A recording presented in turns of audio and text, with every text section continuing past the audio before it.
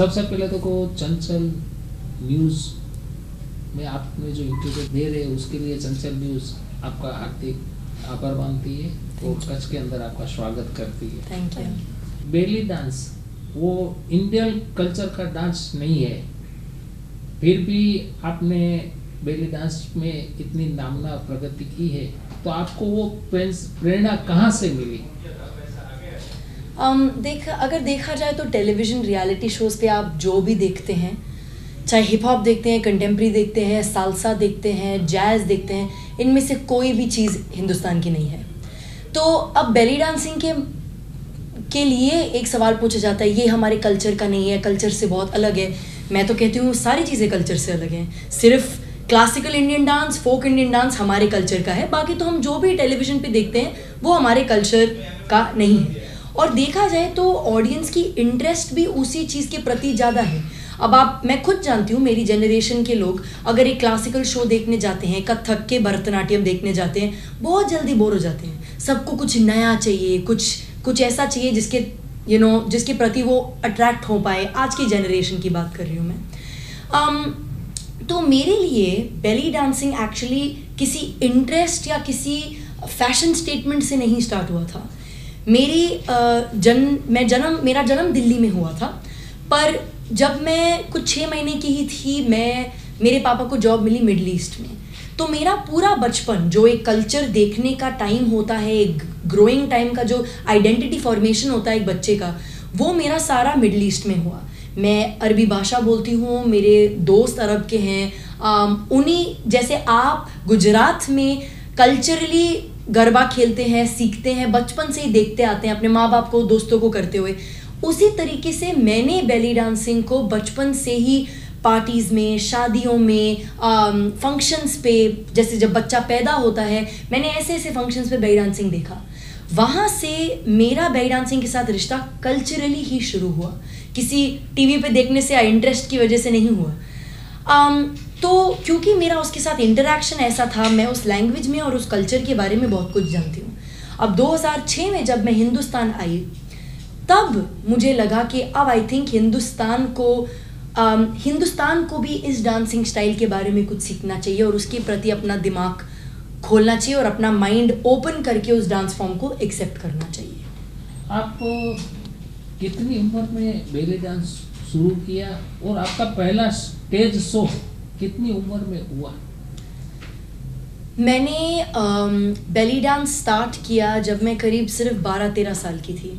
Actually मैं, जैसे कि मैंने कहा कि बचपन से ही ये डांस मैं देखती आ रही हूँ, पर इस डांस में खुद मेरा इन्वॉल्वमेंट 12-13 साल की उम्र से हुआ। अभी काफ़ी साल हो चुके हैं मुझे।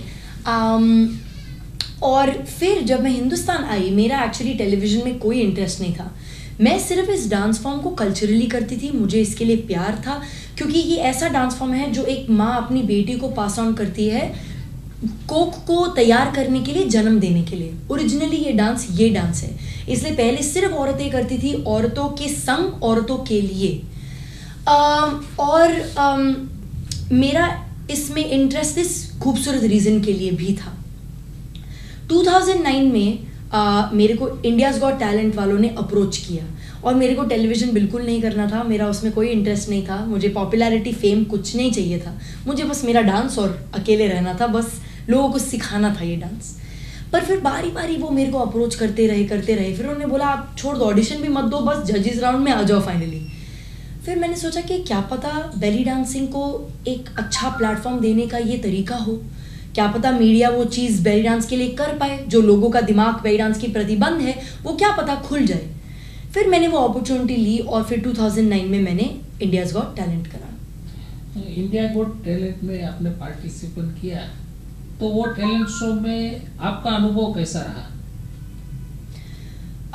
देखिए, पहली बात तो जो आप रियलिटी शोज़ पे देखते हो हमेशा सब कुछ रियल नहीं होता है।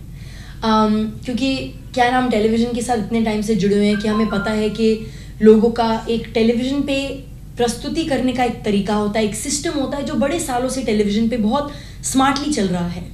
अब मैं ये कहूँगी कि मैं बहुत खुश हूँ कि टेलीविज़न ने मुझे प्लेटफॉर्म दिया कि मैं अपने डांस स्टाइल के लिए इंटरेस्ट पूरे हिंदुस्तान में और दुनिया में उसके ज़रिए पैदा कर पाई लोगों के दिलों के अंदर।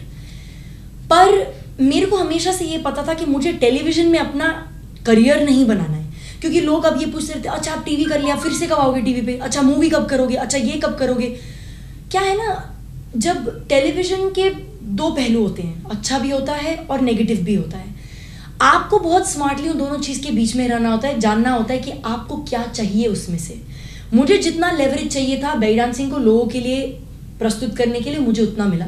अब उसके आगे लोग कहते थे ठीक है आप आइटम सॉन्ग करिए, ये करिए। अब मैंने इतनी मेहनत करके अगर बेली डांसिंग को एक लेवल पर उठाया है हिंदुस्तान में, मुझे वो अपॉर्चुनिटीज़ नहीं चाहिए थी जिससे वापस मेरे को अपने ही खुद के डांस फॉर्म को गिराना पड़े। तो आई वुड से कि दो चीज़ें होती हैं। तो मेरा एक्सपीरियंस पॉजिटिव भी था, पर काफ़ी सारी चीज़ें होती हैं जो टेलीविज़न एक तरीके से दिखाना चाहती है, जिसको मैंने कभी भी ना ही प्रमोट किया, ना ही मैंने उसको बढ़ावा दिया। भारत के लोग बेली डांस को किस नज़र से देख रहे हैं और भारत के लोगों ने बेली डांस का स्वीकार किया है? देखिए, अब मेरे को दिल्ली में 2006 से अब 13 साल हो चुके हैं ऑलमोस्ट। तो दिल्ली और बम्बई, हैदराबाद, बैंगलोर, पुणे जैसे शहर में तो बेली डांस बहुत ही प्रोफेशनल लेवल पे पहुंच चुका है, जिसका मतलब है अब लोगों को झूठ बोल के नहीं सीखना पड़ता, जिसका मतलब है कि उन्हें डर के नहीं सीखना होता ऐसा कि लोग क्या कहेंगे, ऐसा कुछ भी नहीं रहा है। अगर मैं आपको सच बोलूं, क्योंकि इंडिया में अब 13 साल बहुत हो चुके हैं जब से बेली डांसिंग चल रहा है और थोड़ा स्केल से बड़ा होते जा रहा है। और क्यों डरना चाहिए हमको? और भी तो डांसिंग स्टाइल्स हैं दूसरे देशों के जिनको डरना नहीं पड़ता, तो बेली डांसिंग को घबराने की तो ज़रूरत है नहीं। बट मैं कहूँगी कि जैसे छोटे शहरों में, जैसे अब मैं भुज में आई हूँ, कच्छ में आई हूँ, यहाँ पर आई थिंक एक मेंटालिटी क्या है ना, जितना छोटा शहर होता है ना और जितने लोग एक दूसरे को जानते हैं, उतनी ही बातें होती हैं और उतनी ही प्रॉब्लम्स होती हैं। हमारे बड़े शहरों में तो इन चीज़ों का कोई वक्त ही नहीं है। लोगों के पास सिर्फ काम करने का वक्त है और चीज़ें सीखने का वक्त है और आगे बढ़ने का वक्त है। इसीलिए वीरांगनी जैसे डांसर भी, उसको ये बात पता है कि डांस सीखना ज़रूरी है और डांस में बढ़ना ज़रूरी है, तो वो आती है, मेरे वर्कशॉप्स में आती है और दूसरे आर्टिस्ट के वर्कशॉप्स में जाती है अलग शहरों में। तो मेरे हिसाब से ये जो मेंटालिटी है ये करेक्ट मेंटालिटी है। पर एक जो ये मेंटालिटी होती है कि हम छोटे शहर में हैं, हमारा ये कंपटीशन है, हमें ये इनको नहीं आगे बढ़ावा देना है, ये ना मेंटालिटी वहाँ ही रह जाती है और फिर चीज़ें उधर ही अटक जाती हैं। अगर आप अपनी सोच में आगे बढ़ो तो जैसे इतने बड़े शहरों में बेली डांस और बाकी डांसेस भी इतने प्रोफेशनल लेवल पे आ गए हैं, सेम तरीके से वो ऐसे शहरों पे में भी होगा।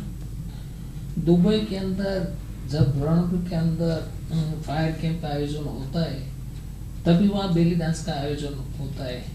हमारे कच्छ के अंदर कच्छ का रण, वाइट डेजर्ट, वो आज पूरे विश्व के अंदर एक नामना हो चुकी है। पूरे दुनिया भर के प्रवासी कच्छ के अंदर आते हैं।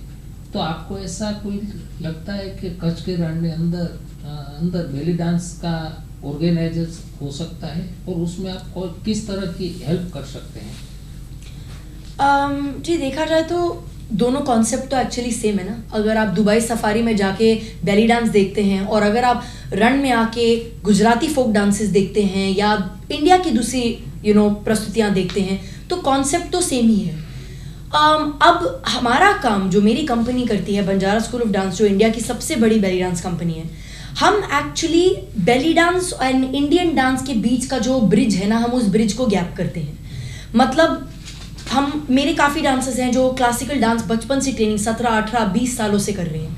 मैं खुद कथक डांस सीख रही हूँ बहुत सालों से। तो हम क्या करते हैं, हम बेली डांसिंग को एक इंडियन डांसेस के साथ फ्यूजन करते हैं और एक्चुअली में पूरी दुनिया में हमारा नाम इसी चीज़ के लिए है। अब जब मैं हिंदुस्तान आई थी 2006 में और मैंने बेली डांसिंग सिखाना शुरू किया था, उस टाइम पे लोगों को बेली डांसिंग का म्यूज़िक नहीं समझ आता था, क्योंकि ऑब्वियसली ये अरबिक म्यूज़िक था। उनको उसका स्टाइलाइजेशन, उसका मतलब, उसका एहसास नहीं समझ आता था। तो लोग ये कहते थे हम क्यों ये चीज़ें हिंदुस्तानी म्यूज़िक पे कर सकते हैं। तो मैंने फिर सोचा कि ये चीज़ प्रॉब्लम नहीं है, क्या पता ये चीज़ अपॉर्चुनिटी हो। फिर मैंने वो अपॉर्चुनिटी ली फ्यूजन का काम स्टार्ट करने के लिए। अगर कल को हम रण में या कोई भी ऐसे कल्चरल प्रोग्राम्स में, जैसे हम ऑलरेडी काफ़ी सारे राजस्थान में, मध्य प्रदेश में काफ़ी सारे गवर्नमेंट शोज़ में जा चुके हैं, हमने वहाँ पर बेली डांस और इंडियन कल्चरल डांस की ही फ्यूजन दिखाया और जो रिस्पॉन्स उसके लिए आया वो बहुत ही अमेजिंग रिस्पॉन्स था। तो अगर हम रण में भी जाते हैं तो उसी तरीके का एक हम कल्चरल प्रदर्शन दिखा सकते हैं। आपको बेली डांस के लिए कितनी मेहनत करनी पड़ती है और खाने पीने में कोई ऐसी परहेज़ी रखनी पड़ती है? हाँ जी, बेली डांस तो किसी भी चीज़ की तरह मेहनत मांगता है।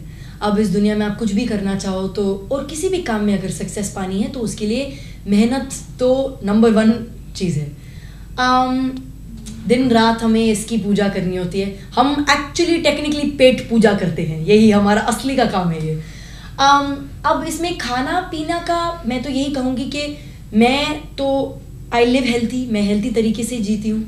मैं कम्प्लीटली वीगन हूँ, शाकाहारी हूँ, जिसका मतलब है मैं तो कुछ भी जानवर से आई हुई चीज़, दूध दही भी नहीं खाती हूँ। तो आई वुड से कि इसमें इतना वो नहीं है कि आप क्या खाते हैं क्या पीते हैं। इम्पॉर्टेंट चीज़ ये है कि आपकी प्रैक्टिस रहनी चाहिए। इम्पॉर्टेंट चीज़ ये है कि आपको अपने बॉडी को आपके टेम्पल की तरह मान के उसका रिस्पेक्ट करना चाहिए। हर फिजिकल चीज़ वही मांगता है, चाहे वो योग हो चाहे वो डांस हो।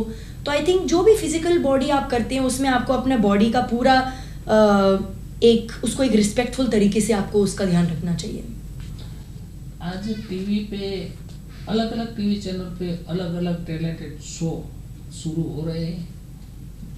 युवा धन आज का सब टीवी के अंदर जाने के लिए दौड़ कर रहा है, तो आप वो युवा धन को कौन सी सलाह देंगे कि टैलेंटेड शो में जाने के लिए क्या करना चाहिए या क्या नहीं करना चाहिए?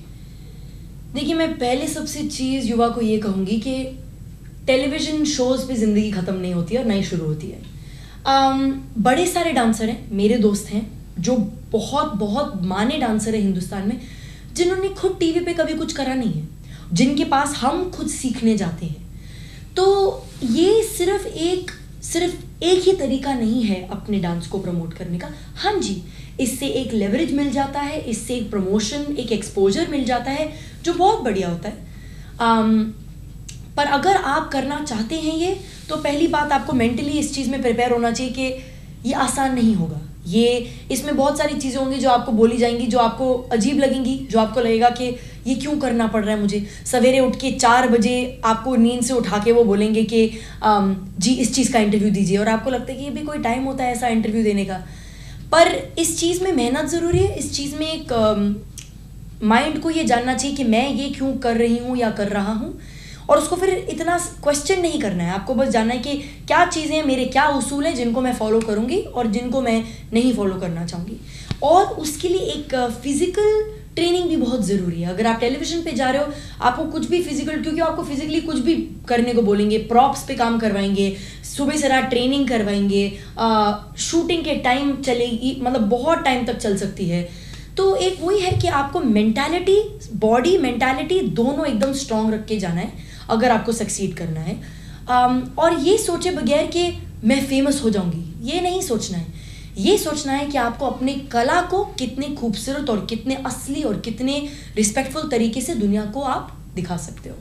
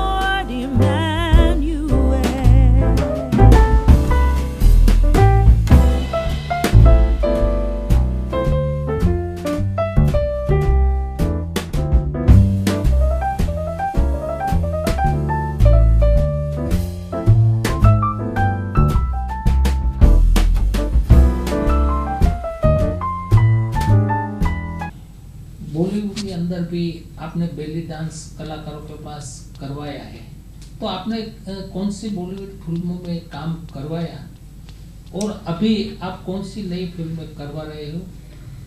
मैं आपको सच बताऊं तो मुझे फिल्मों में कोई इंटरेस्ट नहीं है। क्यों, मैं बताती हूँ। क्योंकि फिल्मों में जो काम होता है ना वो तेज़ी का होता है। तेज़ी का बोले तो वहाँ पर किसी को ये नहीं है कि ये कोरियोग्राफी या ये परफेक्शनिस्ट वाला एटीट्यूड हर कोरियोग्राफर या हर डायरेक्टर के पास नहीं है। फॉर एग्जाम्पल एक संजय लीला भंसाली हैं जो लगाते रहते हैं टाइम अपने कोरियोग्राफीज पे, अपने एक्टिंग पे, अपने सेट पे। सारे कोरियोग्राफर और डायरेक्टर का ये सोचने का तरीका नहीं है। उनको क्या है, जल्दी से एक दिन में आओ, एक्ट्रेस को सिखा दो और करवा दो। अक्सर मेरे पास आते हैं शिल्पा शेट्टी के लिए, जैकलीन के लिए, बड़े सारे एक्टर्स के लिए ऐसे आते हैं कि आइए 2 दिन में सिखा दीजिए, उनके पास टाइम नहीं है। मैंने बोला उनके पास टाइम नहीं है तो मेरे पास भी टाइम नहीं है। मेरे पास लास्ट प्रोजेक्ट जो मैंने किया था वो रानी मुखर्जी के लिए, वेबी मर्चेंट के लिए कोरियोग्राफी का प्रोजेक्ट था, जो मूवी अय्या में था। अग्गाबाई था उस गाने का नाम, जिसमें उन्होंने मेरे को वक्त दिया। 2 महीने मैंने उनके साथ रहकर उनको बेली डांसिंग सिखाया, फिर उनके कुछ कोरियोग्राफी के पीसेस बनाए, फिर वैभवी ने उन पीसेस को साथ में मिला के पूरा गाना की कोरियोग्राफी करी। और आज तक वो मानती हैं मुझे, मेरे को बुलाती हैं, मेरे स्टूडेंट्स को बुलाती हैं चीज़ें करने के लिए। अगर कोई मूवी में चाहिए हो तो मेरे स्टूडेंट्स जाके कुछ अपीयरेंसेस उनकी मूवीज़ में करते हैं। पर मैं बहुत डायरेक्टली कोई भी अपॉर्चुनिटी अगर आती है मेरे पास इंडस्ट्री से, तो मैं यही कहती हूँ कि अगर आपको करना है तो सही तरीके से करिए, टाइम लगा के करिए, एटलीस्ट उसको 2 हफ्ते तो दीजिए। नहीं तो मेरे को ये 1-2 दिन के चालू काम में कोई टाइम नहीं है। क्योंकि इसीलिए बहुत कम डांसर हैं जो एक्चुअली बेली डांसिंग को एक खूबसूरत तरीके से दिखा पाए। लोग जो होते हैं वही 2-4 स्टेप होते हैं जो उन्होंने देखे होते हैं, उसी तरीके से वो कर देते। बट रानी मुखर्जी ने अग्गाबाई में बहुत बढ़िया काम किया था, बहुत मेहनत लगा के वो काम किया था। एंड मुझे सिर्फ उसी किस्म के प्रोजेक्ट्स में इंटरेस्ट है। कच्छ के अंदर आप एक वर्कशॉप लिए आए हैं, तो कच्छ के कलाकारों के बारे में आपका क्या कहना है? जी, मेरा गुजरात में आना तो काफ़ी सालों से है। मैं गुजरात में अहमदाबाद, सूरत, काफ़ी सारे शहरों में जा चुकी हूँ ऑलरेडी वर्कशॉप्स के लिए। यस, मेरा कच्छ में पहली बारी है, जो thanks to Virangani, she has brought me here. इन्होंने सिर्फ मुझे वर्कशॉप नहीं, पूरा रण उत्सव का पूरा मैं वो भी एक्सपीरियंस किया मैंने। आज भुज भी एक्सपीरियंस कर रही हूँ। तो आई थिंक एक चीज़ मैं ज़रूर मानती हूँ कि जो कल्चरल चीज़ है गुजरात में वो काफ़ी ऊपर लेवल पे है। यहाँ पर डांसर्स ऑलरेडी जैसे कि आप जानते हैं गरबा, डांडिया ऑलरेडी इतने सारे लोग करते हैं कि उनके खून में ऑलरेडी डांस म्यूज़िक है। अब देखा जाए तो हमारी खुद की इंडस्ट्री में, बॉलीवुड की इंडस्ट्री में भी बहुत सारे गुजराती हैं जो काम कर रहे हैं। तो आई वुड से कि मैं वीरांगनी को भी काफ़ी टाइम से जानती हूँ और मैं जानती हूँ वो खुद बेली डांसिंग में कितना इंटरेस्ट हो उसको और कितनी मेहनत करती हो उस चीज़ के लिए। एंड आई वुड से कि लोगों को इस चीज़ से सीखना चाहिए। एंड मैं सच्ची में मानती हूँ कि ये बात है कि लोगों को इंटरेस्ट है और लोगों को उस चीज़ को सीखना है। बट आई वुड से कि जब आर्टिस्ट आते हैं आपके स्टेट में या सिटी में, आपको उस चीज़ का पूरा फ़ायदा लेना चाहिए। क्योंकि आप अगर आके दिल्ली या बम्बई में सीखो, कितना एक्सपेंसिव एक्सपेंडिचर है आपके लिए, पर आपके खुद के शहर में आपको उस चीज़ का पूरा फ़ायदा लेना चाहिए। और जो भी आर्टिस्ट आते हैं अपने नॉलेज शेयर करने के लिए, आपको उस चीज़ को कम्प्लीटली सपोर्ट और पूरे दिल से सीखना चाहिए। कच्छ के लोग और कच्छ के कलाकार, उसके लिए आप क्या संदेशा देना चाहोगे? मैं ये कहना चाहूँगी कच्छ के लोगों को कि पहली बात तो आपको गर्व होना चाहिए कि आप इतने ब्यूटीफुल कल्चर से आते हैं। दूसरी बात मैं ये भी कहूँगी कि उसके साथ कुछ और बनने की कोशिश ना करें। आप जो हैं उसमें प्राइड लीजिए। एंड साथ में जो भी आप सीख रहे हैं, जिन भी आर्ट में आपको इंटरेस्ट आता है, उसको भी अपने कल्चर के साथ उसको भी उसी तरीके से लेके जाए जैसे आपका खुद का कल्चर है। ये मत मानिए कि ये बाहर की चीज़ है और इसको हम प्रमोट नहीं करेंगे, या बेली डांस है और ये हमारे कल्चर का नहीं है। आप एक कल्चर के बारे में तभी जानेंगे अगर आप उस कल्चर में घुसेंगे। जैसे कि मेरे को रण उत्सव का तभी एक्सपीरियंस है जब मैं आज आके उसको देखी हूँ जो मैं इतने सालों से करना चाह रही हूँ। सेम तरीके से अगर आपको बेली डांसिंग के बारे में कुछ सीखना है, अगर आपको बेली डांसिंग के बारे में या बेली डांस या कोई भी दूसरी कला हो, जैसे हमने जाके रोगन आर्ट देखा जो मेरे को कभी पता नहीं था। एक ही फैमिली है, गफूर भाई की फैमिली है जो करती है। मेरे को पता नहीं था कि ऐसा भी कोई कला है, इस तरीके से एक फैमिली उसको प्रमोट कर रही है। मोदी जी ने, ओबामा जी को उसका आर्ट वर्क भी उन्होंने और काफ़ी सारे लोगों को गिफ्ट में भी दिया है। उन्होंने कितनी खूबसूरती से अपनी चीज़ को हमको शेयर किया और इंटरेस्ट दिखाया। अब हम उसको और 10, 100, 200 जनों को बताएंगे वो कहानी। सेम तरीके से आप जब तक ये कल्चर में जाके उस कल्चर के बारे में सीखेंगे नहीं, उसके प्रति इग्नोरेंस, उसके प्रति कमेंट्री देना या उसके प्रति एक दिमाग में मेंटालिटी बनाना वो सही नहीं है। जाके उस चीज़ को देखिए, उस चीज़ को समझिए, सीखिए, फिर आप खुद ही समझ जाएंगे कि सारे कल्चर एक समान ही है। इतना बड़ा कलाकार, आपका नाम पूरे विश्व में है, आप पूरे विश्व में घूमी है, लेकिन कच्छ की आपकी पहली मुलाकात वाइट डेजर्ट और अलग अलग जगह वीरांगना बहन के साथ आप घूमी, तो कच्छ के बारे में अलग जगह से आप घूमी हो, तो कच्छ के बारे में आपका अनुभव क्या रहा?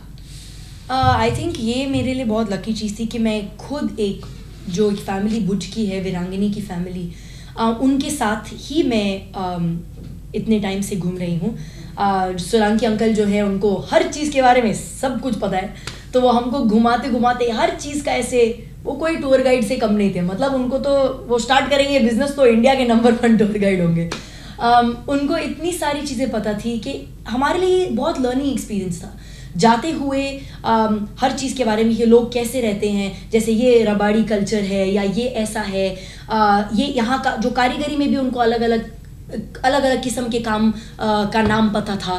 तो काफ़ी इंटरेस्टिंग था मेरे लिए ये जानना कि छोटे छोटे शहरों में, अब जैसे कच्छ में भी आप जाओ, हिंदू कम्युनिटी अलग है, मुस्लिम कम्युनिटी अलग है, किसी का काम कुछ और है, तो उस तरीके से मेरे को सीखने को बहुत कुछ मिला।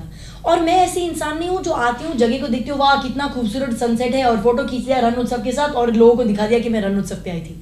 ब्यूटीफुल चीज़ ये कि हमें उनके थैंक्स टू उनके कॉन्टैक्ट्स और उनके लोगों से बात करने की वजह से हमको छोटे छोटे गाँव में जाके उनकी खुद की रोटी खाने को मिला, हमें गाँव में बच्चों के साथ खेलने को मिला। मेरे हस्बैंड फोटोग्राफर हैं तो उनको पूरा गाँव के एक्सपीरियंस से फोटोग्राफी करने को मिला। लोगों के हिसाब से लगता है कि ये गाँव है, लोगों को लगता है कि ये यही लगता है ना लोगों को, सिर्फ गाँव की मेंटालिटी होती है तो एजुकेशन कम होता है। मैं तो सच कहूँ तो इतने खूबसूरत था मेरे को ये देखने के लिए कि बच्चे पढ़ भी रहे हैं, बच्चे साथ में जन्मों से अपने पेरेंट्स की सिखाई हुई कारीगरी को भी आगे लेके जा रहे हैं। और सबके पास अपनी फैमिली और कम्युनिटी है, ये सबसे अमीर चीज़ है। क्योंकि देखा जाए तो शहरों में अब अपने आगे के माँ बाप से आगे रिश्तेदारों को भी कोई पूछता नहीं है बड़े बड़े शहरों में।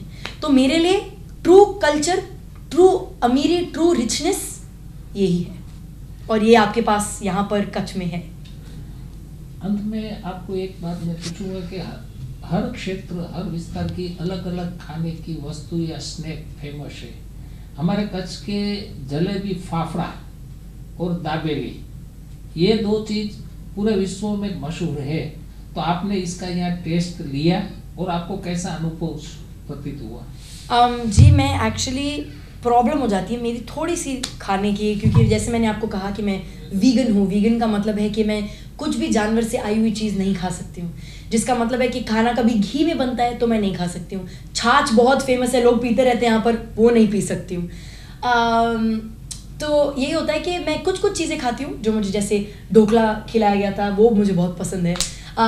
मुझे यहाँ का लोकल फूड जो भी है वो बहुत पसंद है। बाजरे की रोटी, बैंगन का भरता, वो मुझे बहुत पसंद है। तो मेरा एक्सपीरियंस उन चीज़ों से रहा है जो मुझे खाने में इंटरेस्ट आता है। बट ऑब्वियसली अभी तक खाने ने बिल्कुल भी यहाँ पर डिसअपॉइंट नहीं करा है। थैंक यू मैडम हमारे साथ बातचीत करने के लिए। Thank you.